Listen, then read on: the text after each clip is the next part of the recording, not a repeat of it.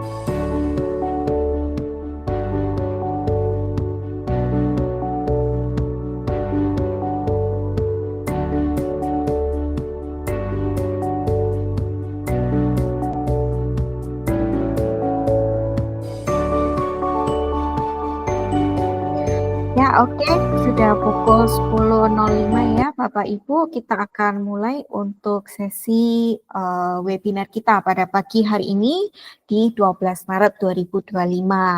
Oke, semoga Bapak Ibu tetap masih semangat ya di dalam menjalankan ibadah puasanya ataupun dalam melakukan pekerjaan di kantor ataupun mungkin yang lagi WFH ya di rumah. Oke. Terima kasih atas kehadiran dan partisipasi Bapak Ibu dalam mengikuti kegiatan kami pada pagi hari ini, yaitu webinar.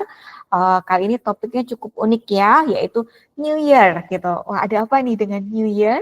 Yaitu adanya more security supporting your business with Chrome Enterprise Premium. Nah, ini mungkin kadang ada yang ketuker-tuker ya bahasa istilahnya. Mungkin kalau singkatannya dengarnya CEP gitu ya. Wah, ini CEP sama nggak ya sama yang mungkin kemarin sempat ikut webinar atau yang tahun lalu ada ikut juga ya tentang Chrome.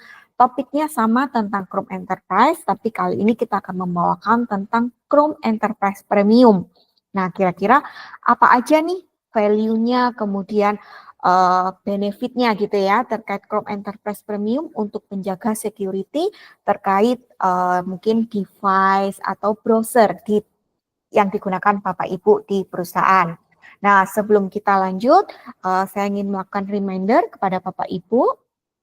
Nah, di sini mungkin tools-tools terkait Google Meet ya, yang bisa Bapak Ibu gunakan selama sesi webinar kita pada pagi hari ini, yakni kita ada tombol mute atau unmute, baik untuk di mic ataupun open atau off kamera, gitu ya, yang ada di sebelah kanannya. Dan juga kalau misalnya nanti Bapak Ibu ada pertanyaan, nah bisa klik atau pilih yang tombol raise hand, gitu ya. Nanti di situ kita bisa tanya jawab secara langsung gitu ya.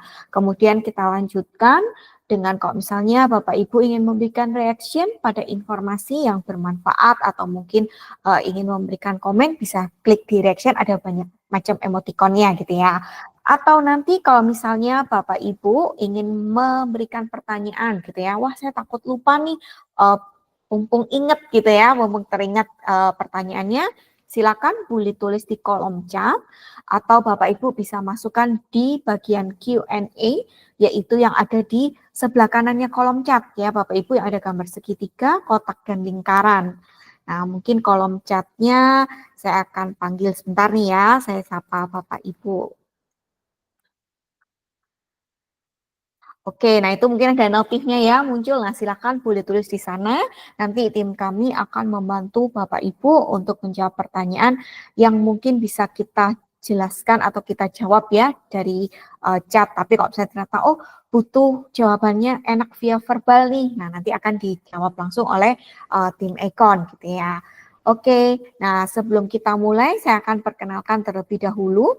Jadi selama sesi kita mungkin 90 menit ke depan kita akan ditemani oleh Bapak Endri Wibowo dan juga Ibu Novani Sutikno.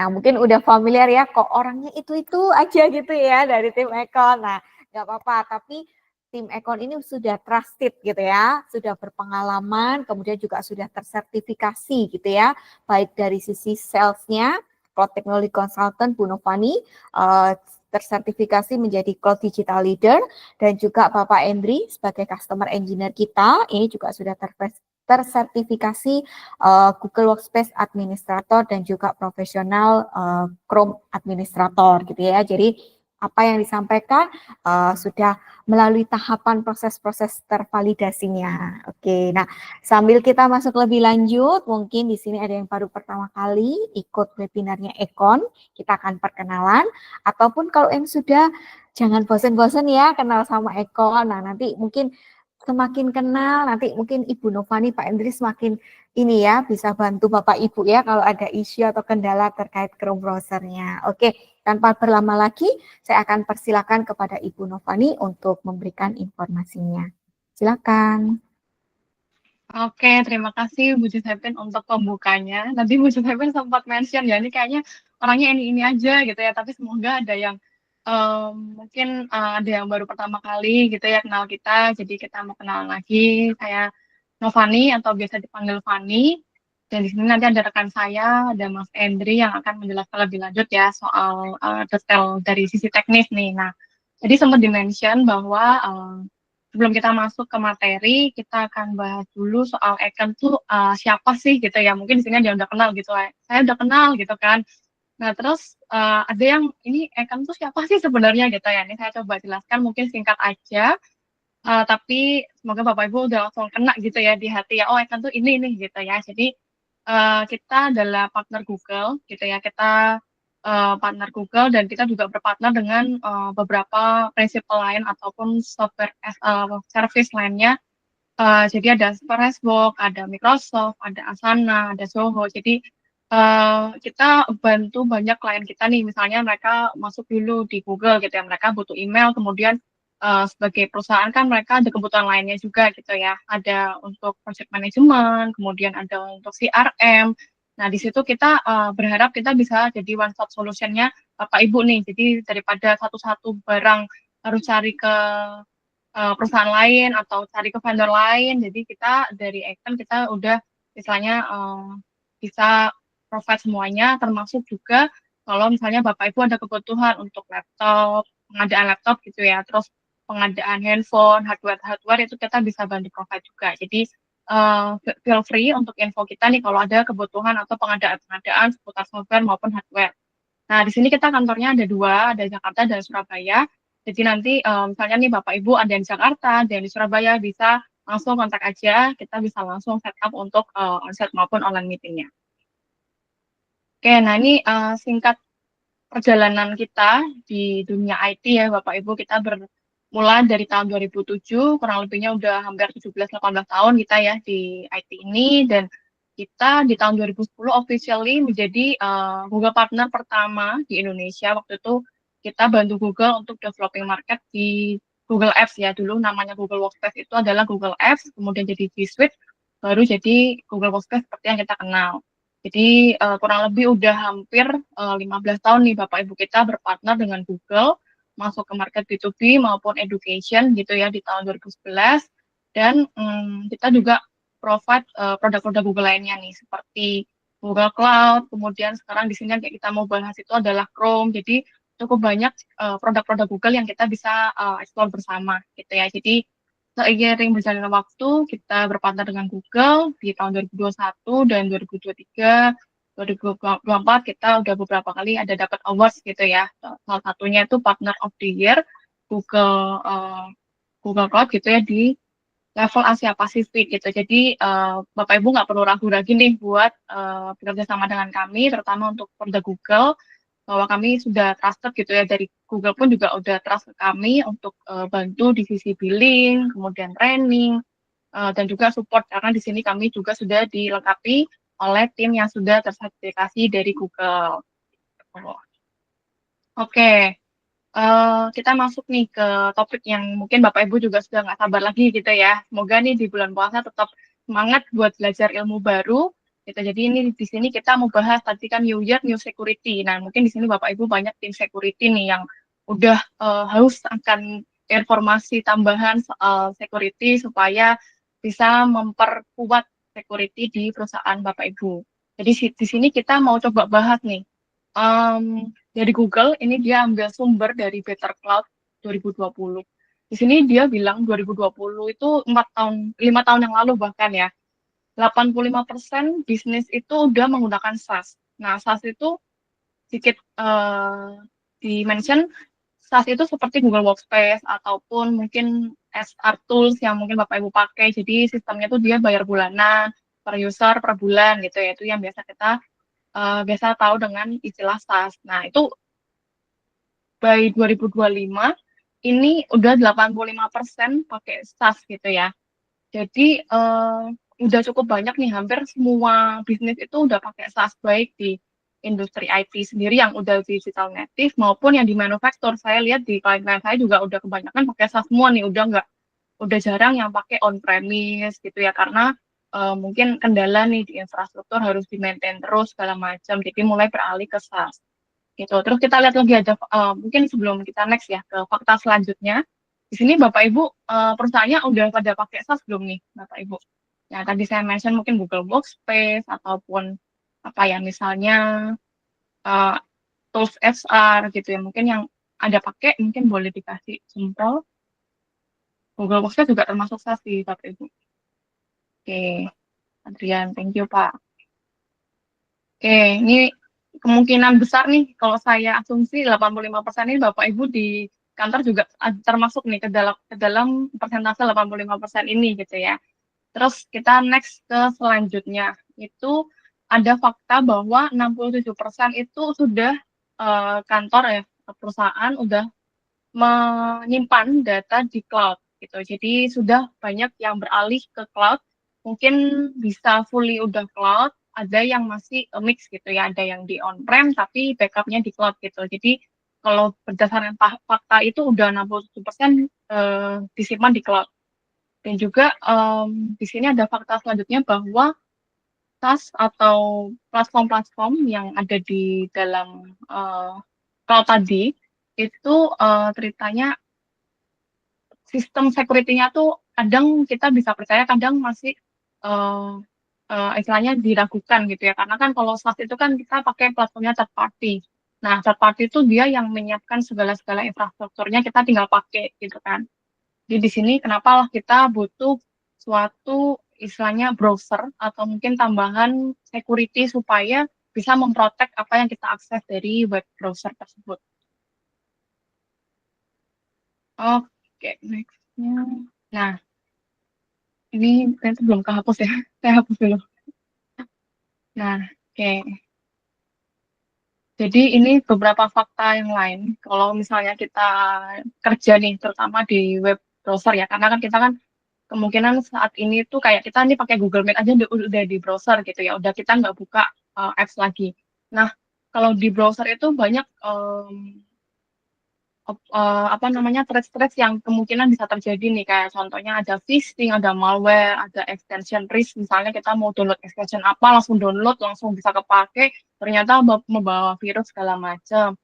Terus ada juga yang tidak bisa dikontrol gitu ya. Jadi istilahnya employee itu bisa akses apa aja. Dia mau akses YouTube, mau akses web lain, mungkin drakor atau segala macam yang sangat berpotensi membawa virus itu sangat-sangat memungkinkan gitu ya. Jadi kenapa kok kita harus concern nih ke security yang ada di browser, karena ancaman yang terjadi itu sangat memungkinkan dari mana saja gitu ya. Terutama kalau laptop ini itu dibawa ke rumah gitu ya. Terus mungkin ada yang dia dipakai anaknya untuk main atau main game atau buka akses yang lain. Jadi itu sangat berpotensi untuk ancaman-ancaman yang bisa masuk ke dalam laptop kantor Bapak Ibu.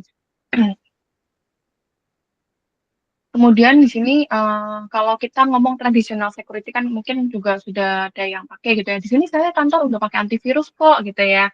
Terus udah pakai apa misalnya banyak produk-produk security yang lainnya gitu ya. Nah, seperti yang kita tahu nih, kalau yang tradisional itu biasanya kita mesti banyak manage-nya gitu ya. Jadi seperti infrastrukturnya harus di-manage sendiri, kemudian harus ada update, harus ada patches gitu ya. Jadi ketika kita lagi kerja gini tiba-tiba ada nongol tuh, ini harus segera di-update gitu ya, antivirusnya, kalau nggak di-update malam ini mau kapan gitu kan.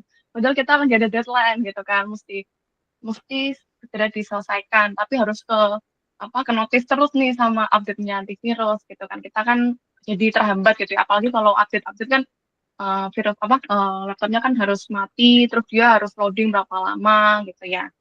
Jadi harus tekstan waktu khusus lah untuk melakukan update tersebut. Kemudian juga ada over provisioning network, bandwidth, dan juga ada negative impact yang tadi saya ceritakan gitu ya. Mungkin karena update tadi harus nunggu dulu, terus harus dari sisi antivirusnya mungkin sometimes ada notif-notif tertentu gitu. Jadi user experience-nya tuh ada kendala lah, maksudnya terhambat gitu karena ada proses-proses tadi.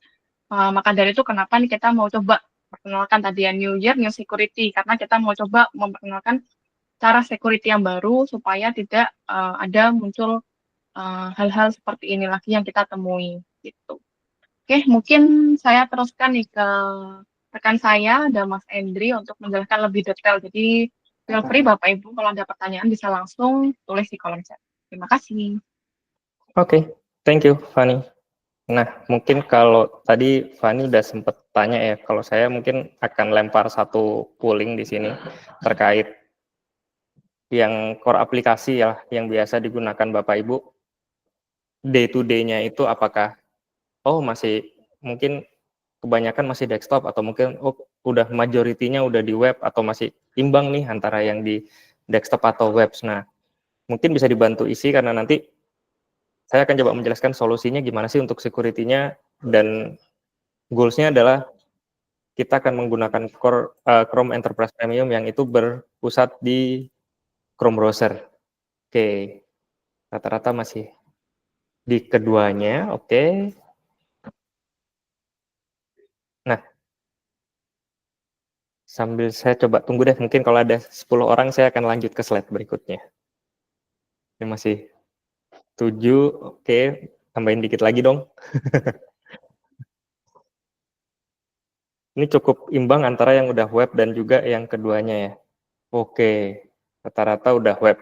Nah, kalau memang sudah web, itu adalah hal yang paling cocok untuk meningkatkan security dengan menggunakan Chrome Enterprise Premium. Tapi kalau yang masih ada desktop seperti apa, nah itu masih ada workaround-nya. Nanti akan saya jelaskan juga. Nah, sebelum saya masuk ke Chrome Enterprise Premium itu apa sih? Nah, di sini saya sedikit bercerita atau menyampaikan cerita terkait dengan Chrome browser itu sendiri. Jadi tahun 2008 Chrome browser itu muncul dan di tahun 2009-nya itu Google terkena cyber attack ya. Jadi mungkin kalau mau lihat videonya itu sebenarnya sudah ada di YouTube terkait Operation Aurora. Itu bisa dilihat dokumenternya sehingga itu yang menjadi dasar akhirnya Google ini membuat yang namanya BeyondCorp Enterprise. Jadi mendevelop BeyondCorp Enterprise sehingga di tahun 2021 ini lahirlah yang namanya BCE dulu namanya, BeyondCorp Enterprise. Tapi sebelum di antara di developnya BCE dan juga sampai launching ini muncul ada yang namanya Chrome Browser Cloud Management atau CBCM. Nah, CBCM ini sudah berganti nama juga. Per 2024, CBCM ini berubah nama menjadi Chrome Enterprise Core dan BCE atau BeyondCorp Enterprise itu berubah nama menjadi Chrome Enterprise Premium. Nah, inilah yang akan kita bahas lebih jauh lagi terkait Chrome Enterprise Premium-nya, tapi sebelum itu saya ada satu video, mungkin kita bisa tonton bersama terkait videonya. Oke. ブラウザベースでの業務が当たり前になった一方で、インターネット上のリスクは増え続け、あらゆる脅威も高度化。従来のセキュリティモデルには限界が来ています。そこで Chrome の出番。いつものブラウザをさらに進化させる Chrome Enterprise Premium なら、機密情報の保護、マルチデバイスの管理、予期せぬアクセスの検知、多様な環境で働く社員をリアルタイムに脅威から守り、企業データを安全に保ちます。さあ、最新のエンタープライズブラウザでセキュリティに進化を。ビジネスでもやっぱり Chrome。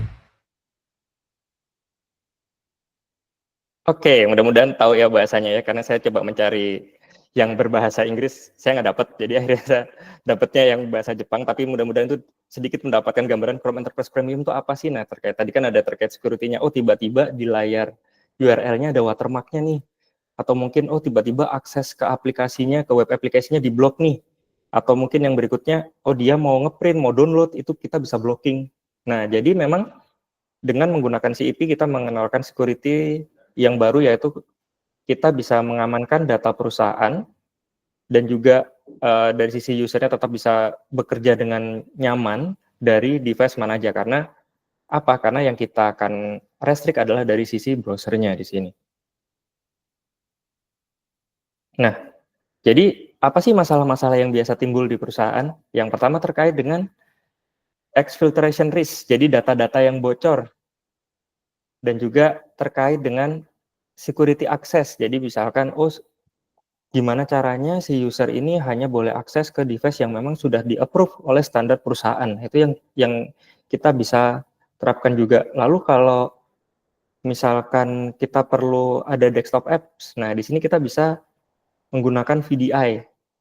Dan juga yang pastinya dari sisi IT nantinya dia bisa melakukan kontrol misalkan terkait dari sisi browser apakah extension yang boleh ditambahkan itu apa, lalu juga pastinya dari apapun yang dilakukan di browser itu dari sisi IT akan dapat lognya, misalkan oh ada yang mencoba untuk mendownload data PII yang sebenarnya itu nggak boleh, nah itu dari sisi IT bisa dapat lognya, jadi bisa mendapatkan penglihatan ya terkait apa sih yang dilakukan oleh user terkait dengan hal-hal yang bersangkutan dengan security tentunya. Nah, jadi memang tadi sempat dibahas juga oleh Fani terkait traditional security. Jadi biasanya kita akan menggunakan VPN-nya sendiri. Nanti juga kita mungkin akan menggunakan antivirusnya sendiri. Lalu kita punya agent-nya lagi untuk terkait PII datanya seperti apa. Nah, di sini dengan menggunakan Chrome Enterprise Premium kita bisa menyingkat semua security itu menjadi secure browser menggunakan Chrome Enterprise Premium, yang mana kalau memang Bapak Ibu sudah menggunakan web application di sini, itu tidak akan ada masalah karena nantinya meskipun web application Bapak Ibu ini di host di Google ataupun di istilahnya kayak web atau cloud provider yang lain, ataupun bahkan Bapak Ibu menghosting webnya itu di internal server. Nah, termasuk SaaS application itu kita juga bisa mensecurekan aksesnya. Jadi kita bisa memberi syarat agar, oh, untuk bisa akses ke aplikasi A ini syaratnya apa? Nah, itu kita bisa set. Mungkin kalau Bapak Ibu yang sudah menggunakan Google Workspace mungkin familiar dengan yang namanya context aware access. Nah, ini akan serupa tapi tak sama, karena kalau context aware access di Google Workspace itu kan khusus untuk aplikasi Google Workspace ya. Nah, ini cakupannya di luar itu, jadi web application yang memang mungkin menjadi core aplikasi di sebuah perusahaan. Nah, kalau kita bicara tieringnya, di sini ada 3 tiering. Yang pertama adalah Chrome browser itu sendiri. Lalu juga ada Core Enterprise Core. Jadi Core Enterprise Core ini dia browsernya sudah di-manage oleh IT. Jadi sudah under manage dari perusahaan. Lalu di tier berikutnya ada Chrome Enterprise Premium. Nah, disinilah kita bisa menetapkan misalkan kita mau mengaplikasikan data loss prevention, context aware access, dan kita bisa menambahkan terkait security reportingnya. Nah, itu baru tersedia di Chrome Enterprise Premium seperti itu. Jadi kalau kita bicara terkait security, sebenarnya di tiap layer itu tadi, itu sudah ada security-nya. Contoh di Chrome, sudah dilengkapi dengan yang namanya Google Safe Browsing. Lalu juga ada untuk local policy control. Terus yang mungkin biasa dipakai juga terkait password manager. Nah, ini sudah tersedia di Chrome. Nah, kalau di tingkat atasnya lagi, jadi karena Chrome ini misalkan digunakan sebagai browser standar di perusahaan, maka kita bisa menggunakan yang Chrome Enterprise Core, di mana nantinya kita bisa memanage terkait Chrome-nya. Misalkan, oh, profil yang boleh login di Chrome ini hanya menggunakan akun perusahaan aja, tidak boleh akun Gmail. Itu kita bisa lakukan termasuk dengan extension-nya. Jadi kita bisa manage extension apa yang diperbolehkan di situ. Jadi kita mulai bisa memanage terkait aturan-aturan yang ada di Chrome-nya. Nah, kalau kita mau lebih enhance lagi nih security-nya, kita masuk ke Chrome Enterprise Premium, yang mana di sini udah ada perlindungan tambahan terkait dengan malware dan phishing, lalu juga dilengkapi juga dengan fitur DLP di sini, dan juga ada context aware control untuk setiap aplikasi yang diakses, dan yang menariknya adalah kita juga bisa melakukan blocking URL by kategori. Jadi misalkan, oke, di perusahaan ini tidak boleh membuka e-commerce dengan menggunakan profil kantor misalkan. Ya udah, kita akan blocking kategori e-commerce di situ. Maka mau e-commerce yang ada dimanapun, karena kan base datanya ini dari Google Search ya. Nah, di situ kita bisa lakukan blocking dengan cukup mudah daripada kita harus melisting, oh e-commerce di dunia ini URL-nya apa aja. Nah, itu kita bisa lakukan juga. Nah, saya akan kembali ke poin yang atas tadi, gimana sih CEP ini memproteksi data-data perusahaan terkait dengan 4 case yang ada ini tadi, yang sudah saya jelaskan di awal tadi. Yang pertama terkait dengan kebocoran data. Jadi si IP ini sudah dilengkapi dengan DLP fitur yang mana dia punya fitur untuk upload download analisis. Jadi misalkan kita mau melarang si user ini ke Google Drive-nya, dia nggak boleh upload file video seperti itu, atau mungkin data-data yang mengandung nomor KTP atau nomor kredit card itu tidak boleh diupload. Begitupun juga di-download. Itu kita bisa lakukan juga. Dan juga kita bisa batasi terkait copy paste-nya, printing-nya, bahkan kita juga bisa tadi ya seperti yang di video ya, kita tambahkan watermark di URL tertentu, dan kita bisa memprevent untuk melakukan print screen misalkan. Jadi misalkan di URL tertentu saat akan print screen, itu layarnya akan menjadi blank. Nah itu kita bisa kontrol semua dengan menggunakan CIP. Nah mungkin saya di sini ada sedikit video contoh terkait dengan mitigate kebocoran data ya. Jadi saya coba play dulu videonya. In this demo, my contractor is logged in on a corporate-issued user account, but still is on an unmanaged machine. And I have context-aware access rules set up so that way if the user tries to upload, download, or print on certain URLs, they'll be blocked. This provides least privilege access to my corporate data based on URL, but doesn't block the contractor from using these functions on other websites. So the user is logged into Salesforce as a corporate user and tries to download data that I've marked as sensitive, and then receives a blocking warning. Then the user tries to print the data and is blocked as well.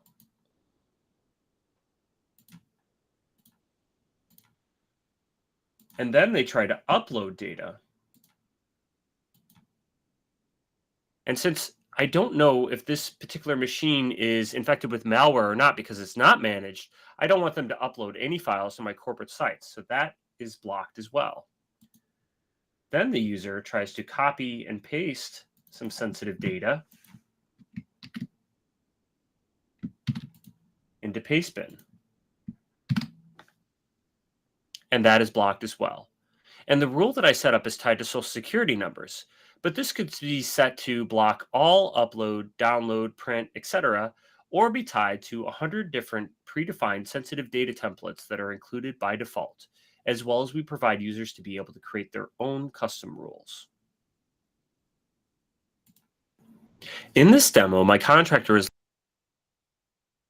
Nah, jadi tadi kita bisa lihat ya di video bahwa oh dari browsernya kita bisa batasin terkait uploadnya. Jadi ada analisisnya, dia akan ngebaca dulu sebelum proses upload atau download itu dilakukan. Lalu juga kita bisa blocking print. Jadi misalkan kalau ini terkait dengan data-data perusahaan, nah itu kita nggak bolehin print. Kita bisa blocking printnya, termasuk copy paste. Jadi mungkin ada user yang mau ngopi data, misalkan oh ada data perusahaan yang mau saya copy keluar. Nah itu kita juga bisa prevent di situ berdasarkan source kopinya. Itu kita bisa set termasuk mungkin yang belum ada di video tadi terkait dengan kalau kita mau ngasih watermark ataupun kita mau membatasi agar URL tersebut tidak bisa di screen capture. Nah, itu kita juga bisa lakukan di situ. Nah, berikutnya terkait dengan manage access. Jadi kita juga bisa memanage access misalkan oh kalau si user ini diwajibkan misalkan akses core application tertentu itu harus menggunakan device milik kantor, misalkan laptop dari kantor, dan juga mungkin dari IP tertentu. Nah, itu kita juga bisa batasi di situ. Nah, berikutnya mungkin saya ada...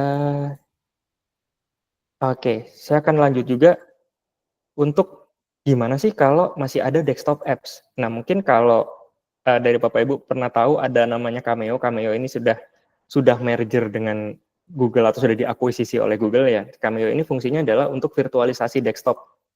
Jadi misalkan Bapak Ibu masih dependent dengan desktop apps nih, tapi mau menerapkan CIP ini sebagai standar security di perusahaan. Nah, nantinya mengakses desktop apps ini itu kita masih bisa juga memanfaatkan Chrome browser juga berdasarkan usernya, Chrome-nya sudah di-manage.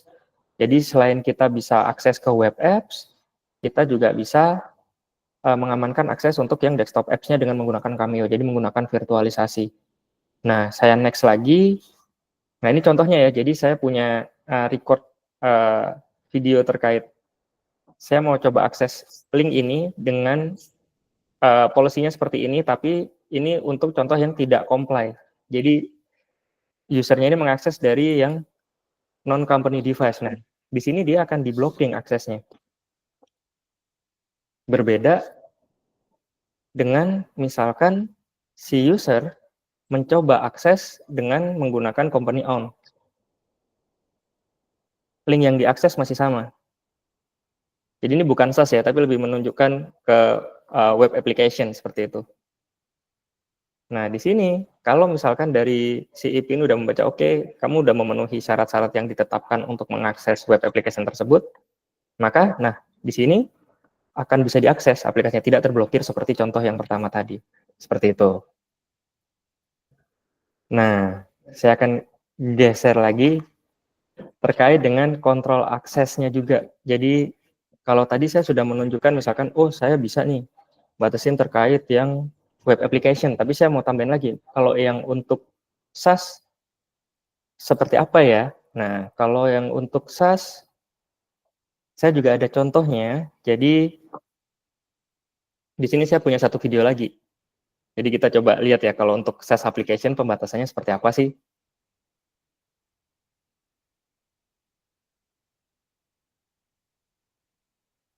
Nah, contohnya di sini dia mengakses aplikasi Salesforce.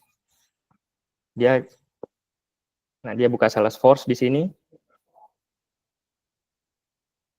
Nah, aksesnya akan di-blocking saat dia tidak memenuhi standar yang ditetapkan oleh perusahaan.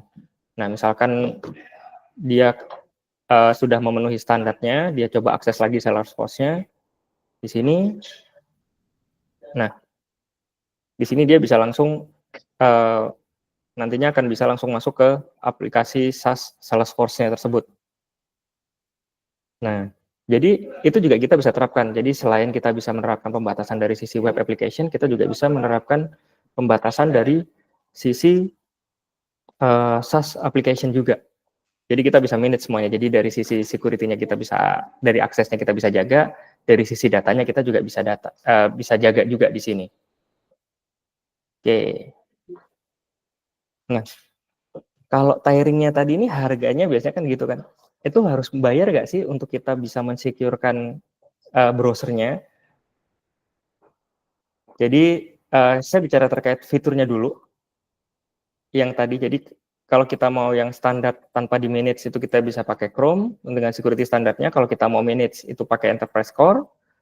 Dan kalau target data loss dan juga akses itu ke premium. Yang sebenarnya adalah, nah Chrome itu free, kita tinggal download aja, kita bisa install Chrome-nya.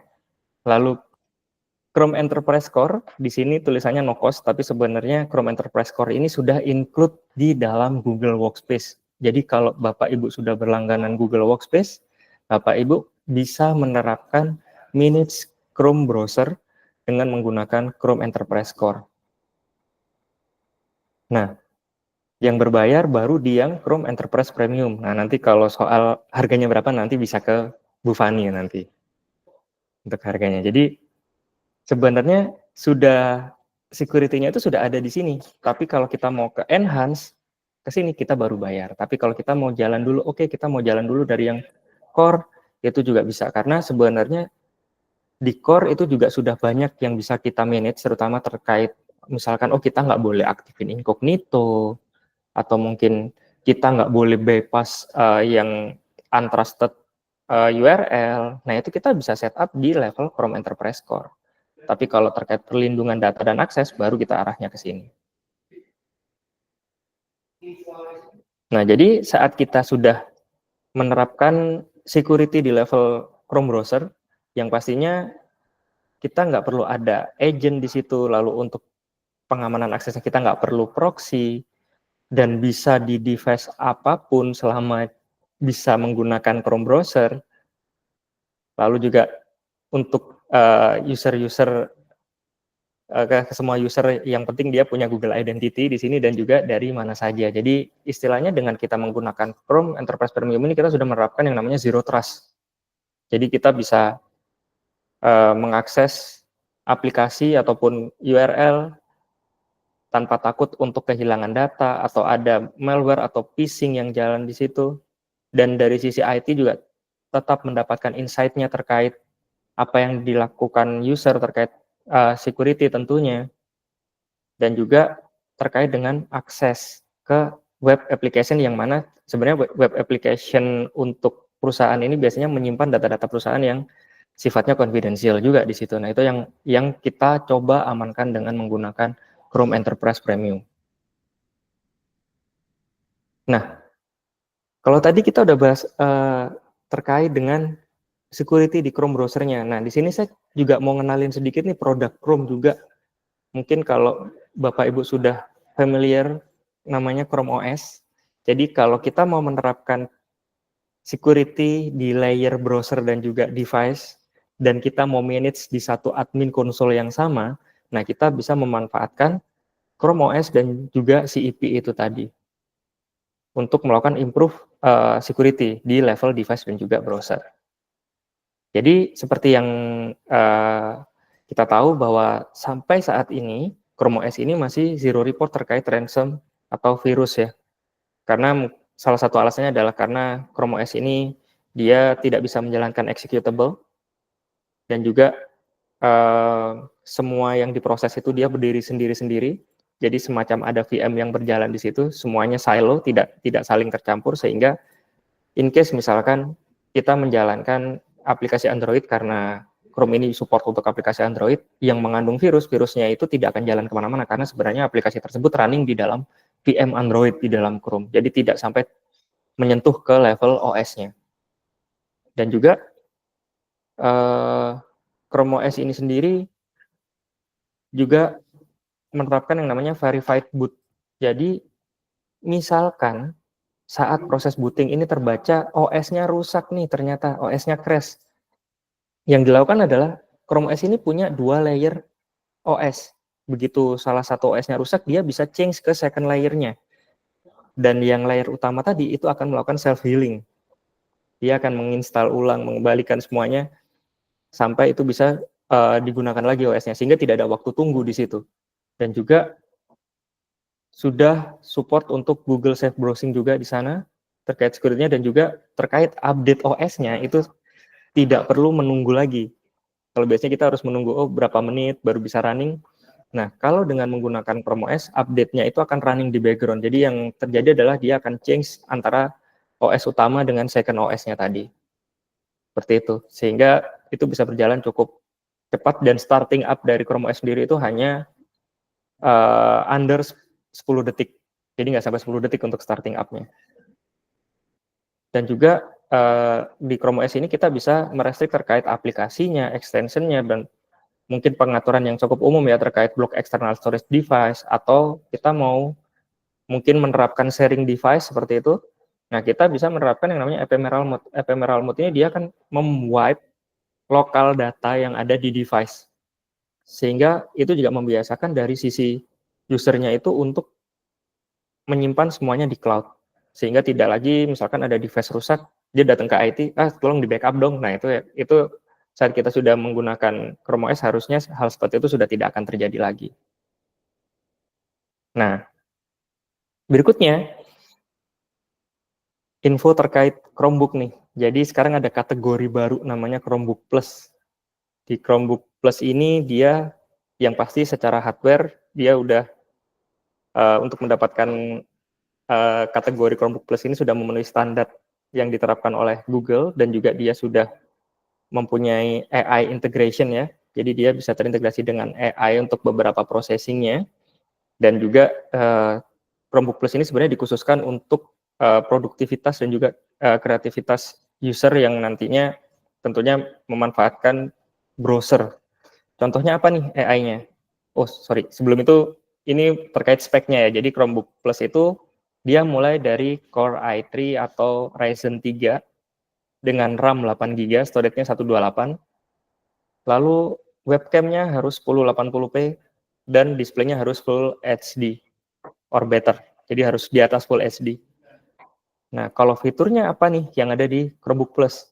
AI-nya, fitur AI-nya yang pertama adalah kita bisa nge-generate wallpaper.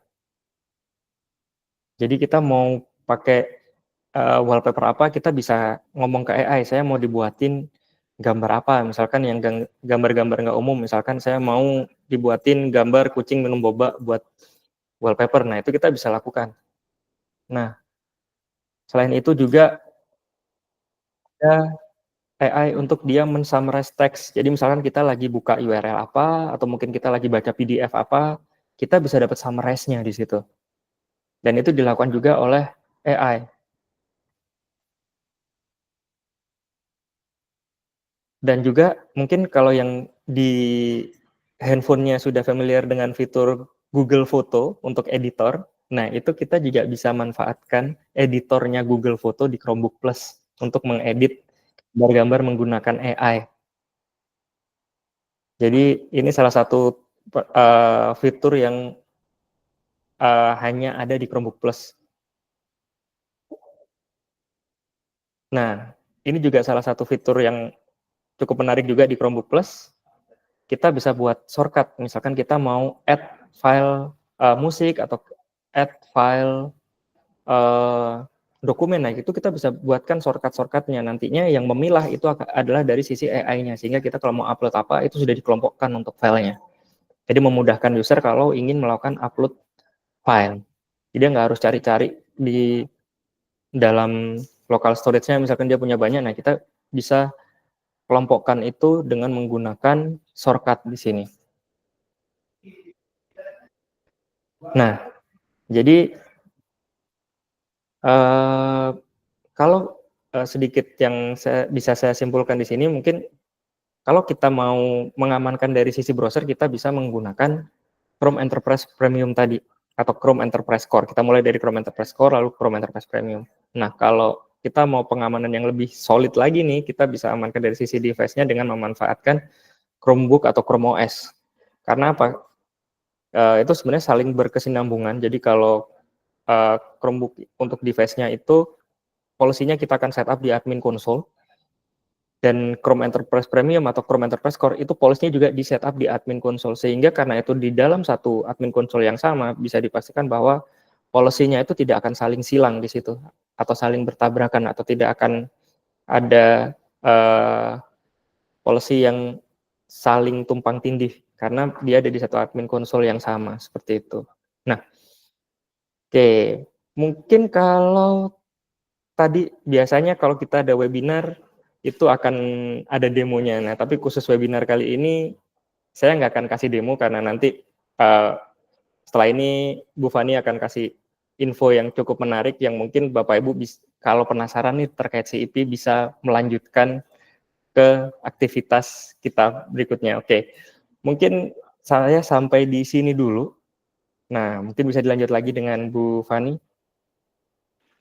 Oke, terima kasih untuk penjelasannya terkait Chrome Enterprise Premium dan Chrome Enterprise Upgrade. Nah, ini semoga dari sesi tadi Bapak Ibu sudah ada gambaran ya, ini bedanya nih apa nih Chrome Enterprise Premium sama Chrome Enterprise Upgrade, CEU sama CEP gitu ya. Ini saya lihat juga pertanyaannya juga sudah banyak nih, IT support nih kayaknya apa istilahnya, menggelitik banget gitu ya, maksudnya soal security ini kan kita kan sangat concern gitu ya, jadi begitu bahas security langsung pada bertanya nih, kira-kira nih gimana nih cara pakainya dan lain sebagainya.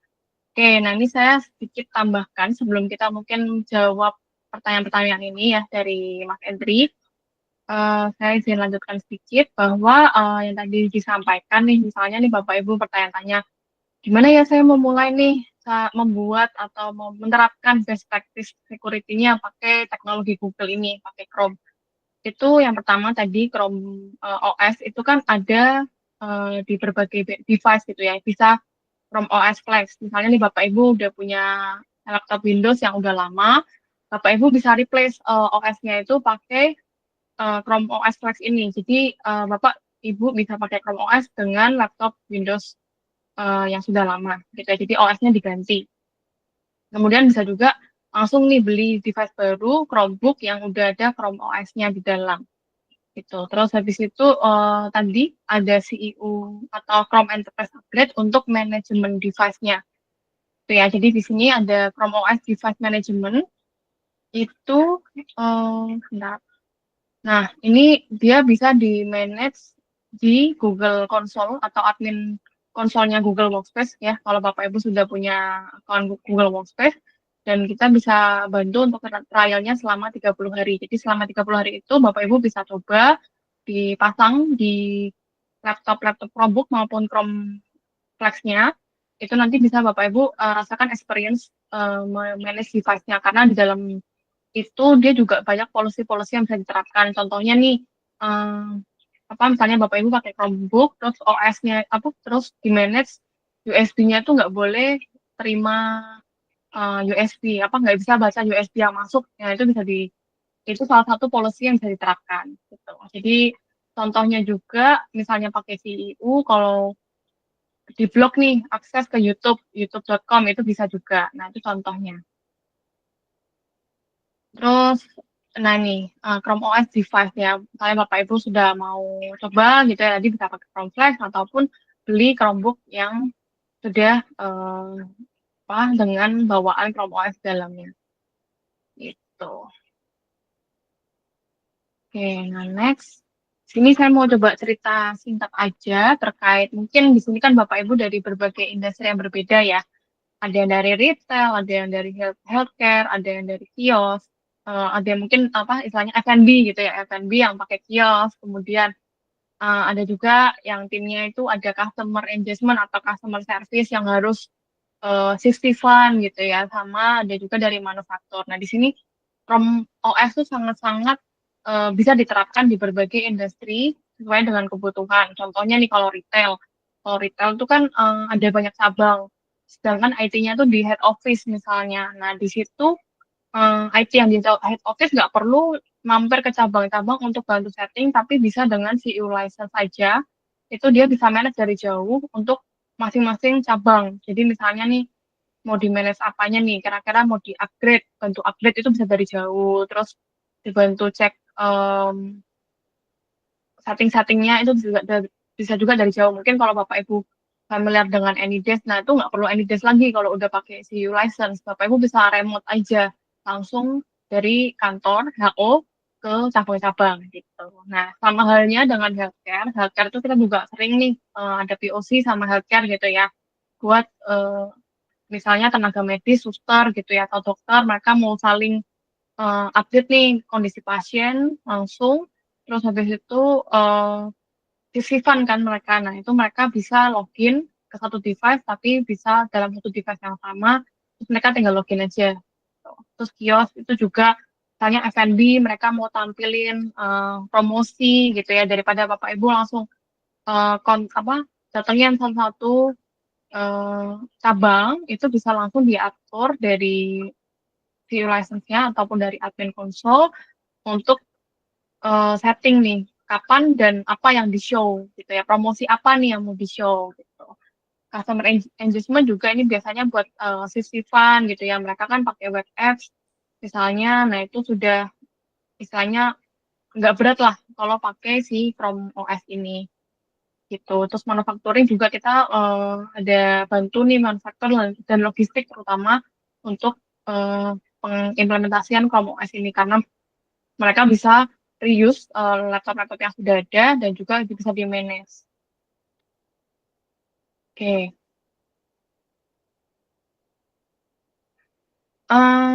Ya, mungkin dari tadi use case yang sudah saya sampaikan dari berbagai industri sudah cukup kebayang gitu ya. Jadi di sini kita sangat open nih Bapak Ibu kalau mau kita bantu trial bareng gitu ya. Karena kan memang namanya trial itu kan kita mau coba nih apakah teknologi ini memang sesuai dan bisa digunakan, diterapkan di perusahaan Bapak Ibu. Gitu. Jadi di sini kita kebetulan dari lanjutan sesi webinar kali ini kita mau ada demo nih Bapak Ibu, istilahnya workshop ya, workshop supaya Bapak Ibu lebih ada gambaran lagi nih CU Enterprise ini cara settingnya seperti apa, mekanismenya seperti apa. Jadi di sini kita akan membahas cara konfigurasi, terus kemudian integrasinya dengan third party maupun di internal device-nya, kemudian cara untuk memanage kalau ada ancaman-ancaman yang cara untuk mencegah dan threat protection-nya dan untuk membangun si Zero Trust Security Model ini.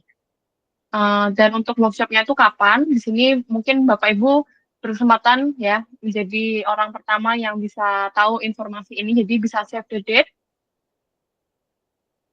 Itu di tanggal 16 April, jadi jangan khawatir ya Bapak Ibu, ini setelah Lebaran gitu ya, acaranya pagi sampai siang, setengah 9 sampai jam 12 siang aja sudah selesai di Google Office. Jadi di sini kita bisa ketemu langsung, bisa ngobrol-ngobrol langsung, bisa konsultasi langsung, bisa dengan saya nanti Mas Endri maupun tim account lainnya yang akan standby di sana, maupun ada tim Google juga yang pastinya akan hadir di sana. Gitu. Oke, mungkin itu sekilas penutup dan informasi dari saya. Mungkin ini ya Q&A kali ya Mbak Ju atau Mas Iya, Endri. boleh. Silakan. Oke, mungkin saya lanjut ya Van terkait dengan Q&A-nya. Jadi ini penawaran yang cukup menarik juga Bapak Ibu. Jadi kalau tadi saya baru ngomongin materinya dan memang di sesi ini saya nggak boleh demo nih karena demonya disimpan di workshop. Sekaligus nanti Bapak Ibu bisa nyobain experience-nya langsung nih karena nanti kita akan sediakan device dan juga akun yang sudah ada CEP-nya. Jadi Bapak Ibu bisa nyoba untuk setup-nya gimana, experience di sisi device-nya seperti apa. Nah, Bapak Ibu bisa join ke acara ini untuk workshop Chrome Enterprise Premium. Nah, oke, mungkin saya mulai jawabin pertanyaan. Yang pertama dari Pak Ridwan, mencegah difoto langsung lewat HP. Sebenarnya kalau mencegah difoto langsung lewat HP, itu kita nggak bisa nyegah fotonya, Pak. Tapi yang kita bisa lakukan adalah kita menambahkan watermark di sisi tampilan URL-nya. Nah, watermark yang tampil nanti seperti apa? Watermark yang tampil adalah email dari si user. Jadi misalkan nih, tadi Bu Fani lagi, atau mungkin Bu Fani lagi akses URL web apps internal account. Nah, nanti akan muncul tuh emailnya Bu Fani, bawahnya ada URL-nya, lalu tanggal dan jam berapa dia akses. Jadi begitu ke foto, kita bisa tahu dari foto itu berdasarkan watermark siapa yang mengambil foto, dari URL apa, dan juga jam berapa URL itu diakses. Jadi keamanannya bukan di sisi HP-nya, Pak, karena memang HP-nya itu nggak kita manage misalkan. Jadi yang kita amankan adalah sebegitu gambar itu diambil, kita tahu siapa yang ngambil. Seperti itu. Mudah-mudahan menjawab Pak Ridwan.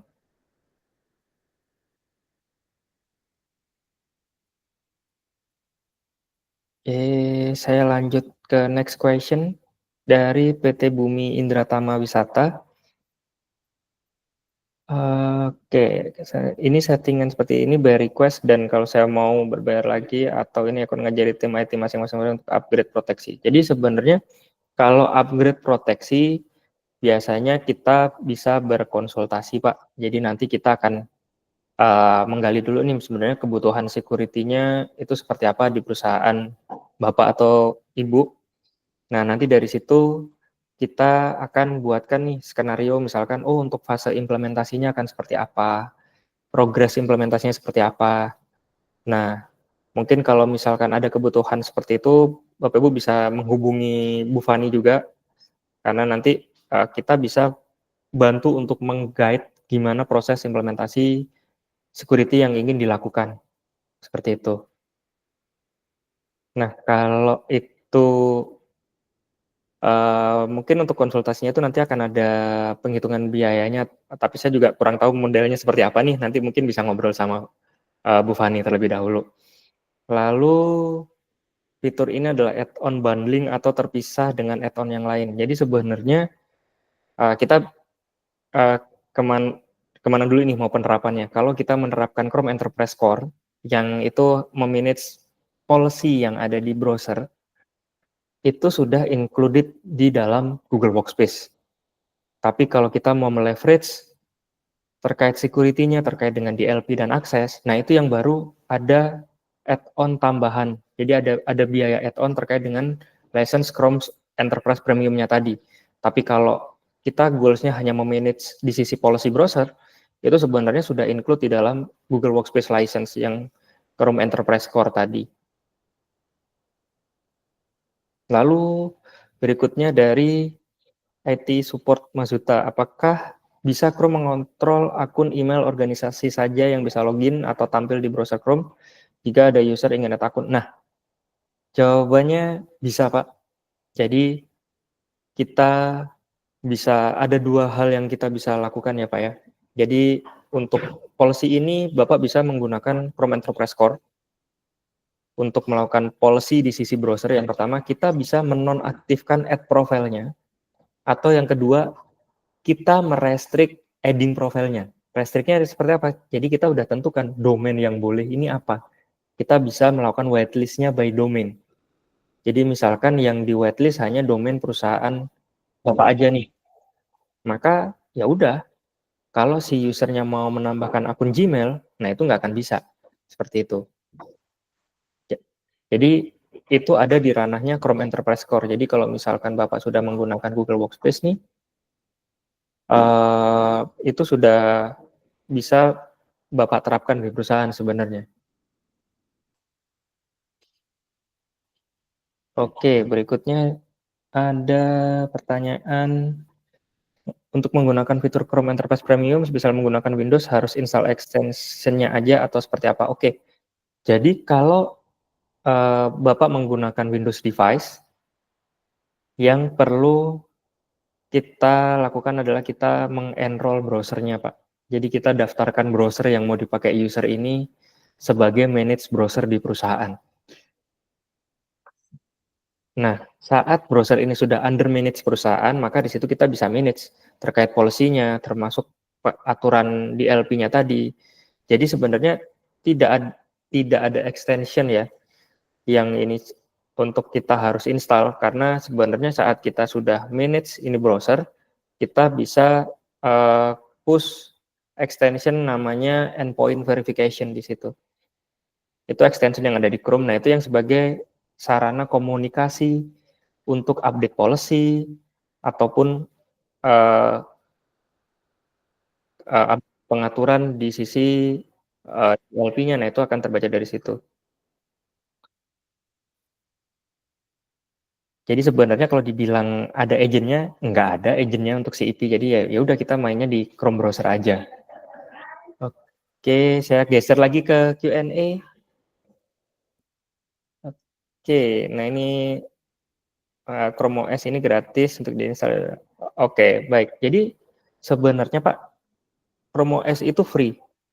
Jadi kalau misalkan Bapak punya device yang sudah tidak dipakai, dengan spek minimumnya adalah Celeron 4 GB RAM-nya, nah itu Bapak bisa menginstal yang namanya Chrome OS Flex. Chrome OS Flex-nya itu free. Ataupun Bapak membeli device baru dengan OS Chrome, nah itu sebenarnya OS-nya juga free, yang dibeli hanya device. Berbayarnya di mana sih? Berbayarnya itu saat misalkan kita mau memanage device tersebut sebagai milik perusahaan. Nah, di situ baru ada cost yang timbul. Tapi sebenarnya cost ini itu sudah include selain MDM-nya untuk kita bisa memanage device, itu juga include dengan remote. Jadi untuk remote-nya itu sudah include di situ, dan penghematan yang bisa dilakukan lagi adalah Chrome OS ini nggak perlu antivirus. Jadi itu adalah faktor-faktor yang bisa mengurangi biaya sebenarnya dengan kita pakai satu Chrome Enterprise Upgrade namanya untuk kita bisa nge-manage, tapi kita bisa menghilangkan 2 hal yang utama yang biasa digunakan perusahaan, yaitu untuk remote dan juga antivirus, seperti itu. Nah ini, ada pertanyaan, Chromebook atau Chrome OS Flex apakah sudah support dengan berbagai macam brand printer?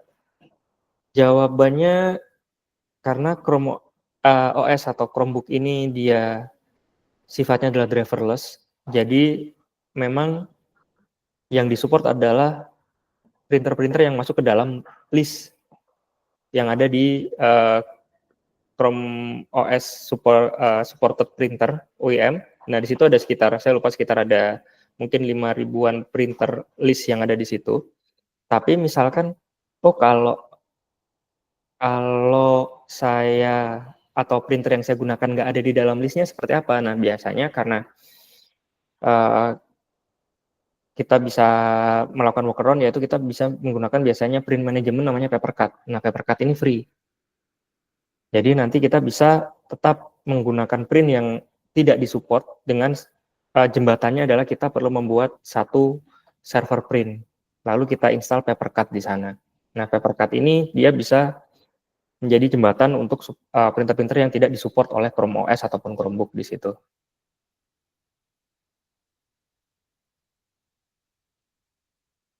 Oke.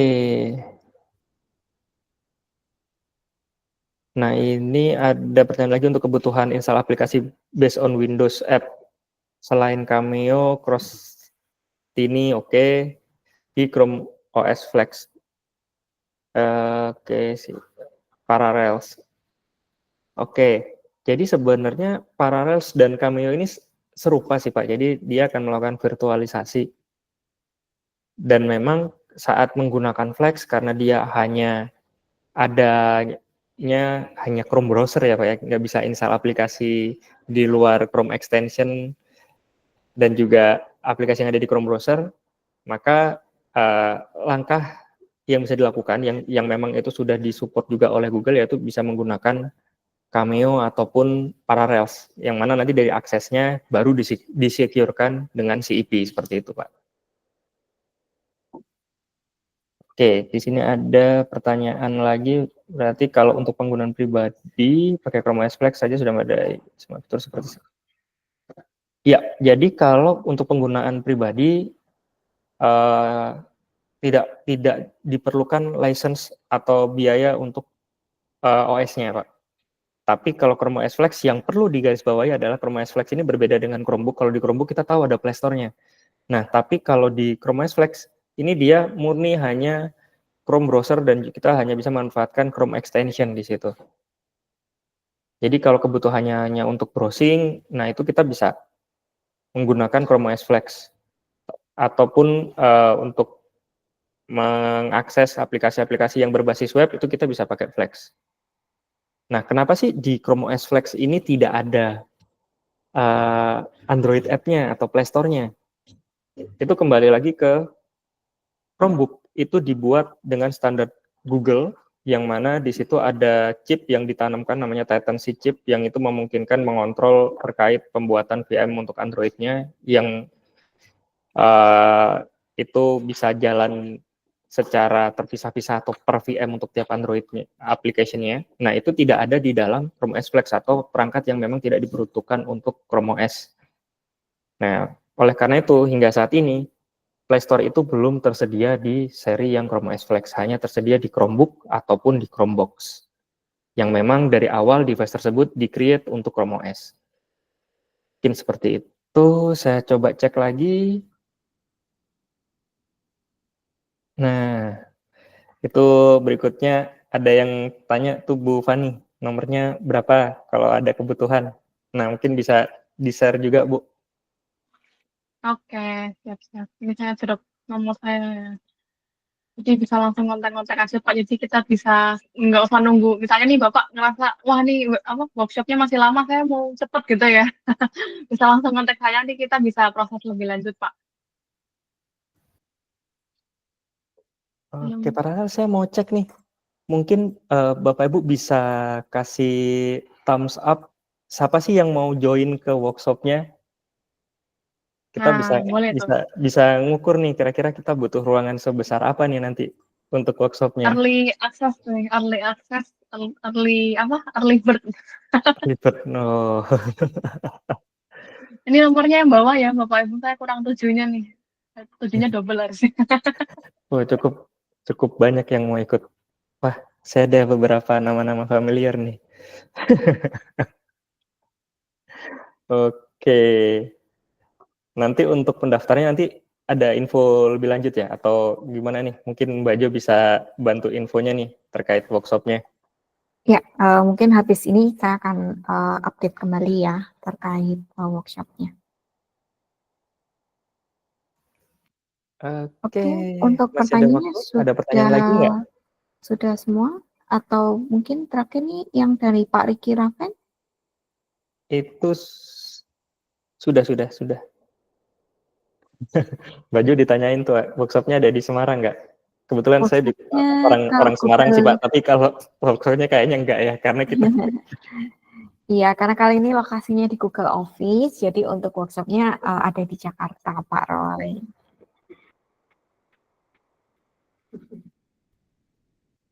Oke, masih ada yang mau ditanyakan kembali atau mungkin kalau ada pertanyaan yang terlewatkan, feel free untuk diupdate kembali ya, Bapak Ibu ya.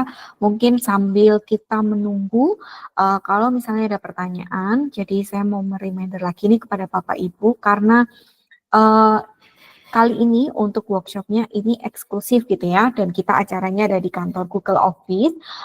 Jadi registrasinya ini nanti akan kita masukkan ada di dalam feedback form gitu ya.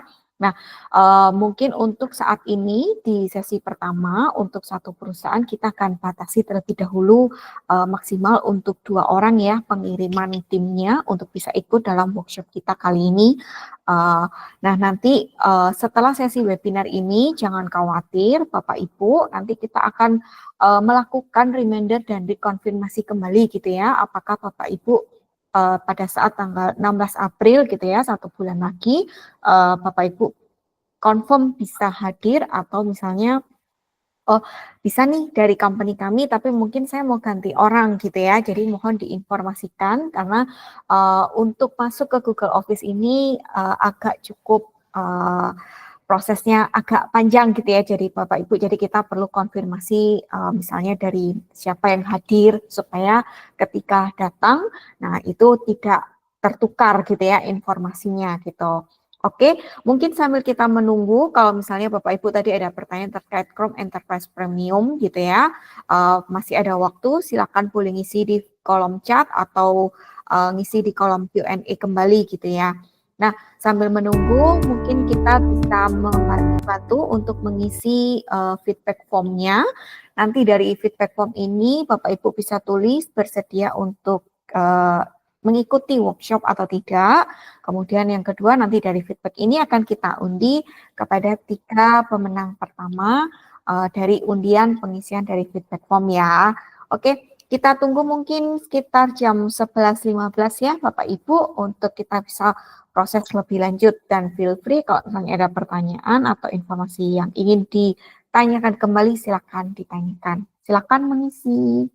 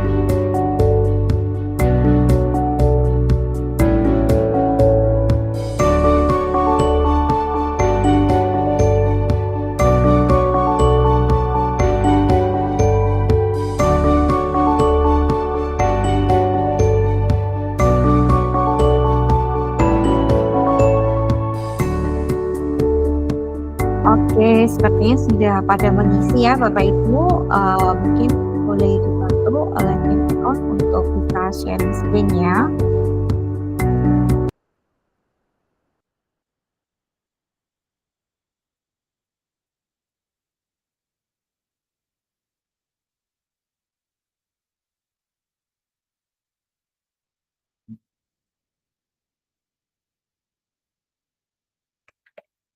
Oke, sudah ada 21 orang ya sesi yang sudah mengisi untuk feedback formnya. Terima kasih Bapak Ibu yang sudah memberikan feedbacknya ya. Oke, mari kita undi untuk 3 pemenang pertama yang akan mendapatkan swag dari Icon Technology. Semoga kemarin yang mungkin belum sempat dapat hari ini bisa dapat ya Bapak Ibu.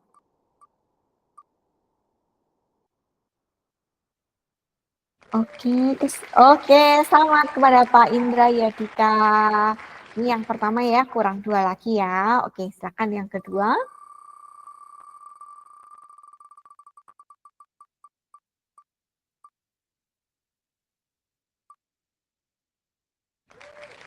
Oke, selamat kepada Pak Salman Al-Farisi. Sekarang yang terakhir, siapa nih yang belum dapat? Oke.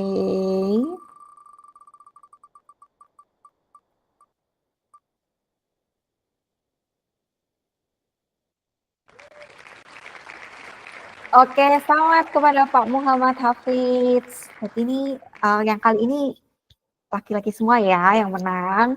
Oke, jangan khawatir, mungkin kita bisa dapat lagi undian di kesempatan berikutnya ya, Bapak Ibu ya. Oke, untuk sesi kita pada pagi hari ini, apabila Bapak Ibu sudah tidak ada pertanyaan lagi, atau mungkin ini ada yang raise hand dari IT support, masih ada yang mau ditanyakan atau kepencet ini raise hand-nya? Cukup ya, oke siap-siap. Oke, baik. Terima kasih Bapak Ibu. Mungkin sebelum kita akhiri, boleh izin open kameranya. Kita mau foto bersama terlebih dahulu ya, Bapak Ibu. Oke, mungkin presentingnya boleh di stop, Pak Hendri. Oke, siap. Oke, sudah semuanya open kameranya? Iya, oke. Baik, kita akan ambil ya kameranya. Oh, kok ambil kamera, salah ambil fotonya. Kameranya nggak usah diambil, Bapak Ibu. Oke, kita akan mulai ya. 1, 2, 3. Oke, sekali lagi ya. Siap-siap. 1, 2, 3. Oke, thank you Bapak Ibu semuanya atas kehadirannya dan partisipasinya dalam acara webinar kita pada pagi hari ini terkait Chrome Enterprise Premium. Semoga nanti kita bisa bertemu di acara workshop berikutnya ya Bapak Ibu, atau misalnya nih nggak keburu tapi kepengen udah asesmen langsung gitu ya sama tim Icon, silakan menghubungi Ibu Novani tadi yang sudah dituliskan di kolom chat ya untuk nomor handphonenya. Nah, silakan kontak dan nanti kita akan asesmen lebih lanjut. Nah, terima kasih atas kehadirannya. Selamat siang dan selamat menjalankan ibadah puasa bagi yang merayakan. Kok merayakan ya? Menjalankan. Oke, thank you semuanya. Sampai bertemu di kesempatan berikutnya. Sampai jumpa.